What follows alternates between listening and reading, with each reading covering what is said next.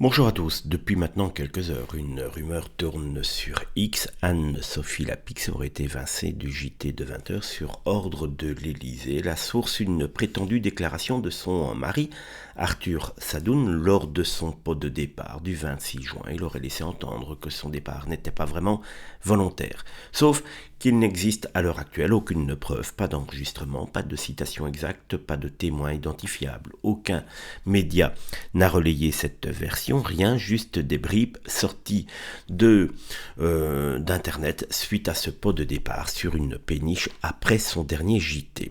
Évidemment, cette rumeur a été amplifiée sur les réseaux. Officiellement, le départ de Lapix s'inscrit dans une refonte des grilles de France Télévisions. Léa Salamé prendra sa place fin août.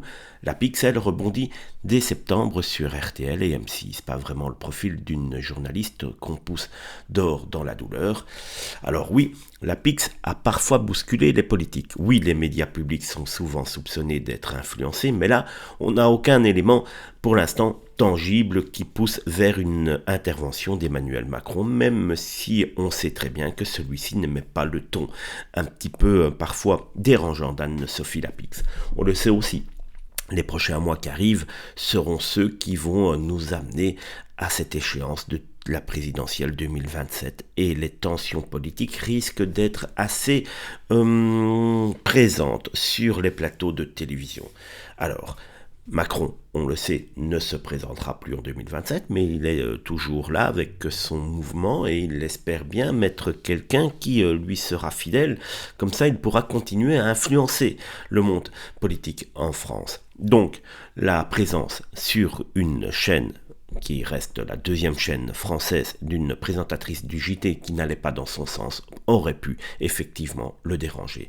Si Arthur Sadoun en a parlé sur cette péniche ce jeudi soir, ce n'est pas pour rien, c'est que lui sait. Alors, rumeur ou encore cachotterie de la part de l'État, je vous laisse juge, je vous laisse également me dire en commentaire si vous pensez que Emmanuel Macron aurait pu intervenir dans cette sanction et dans ce licenciement d'Anne-Sophie Lapix.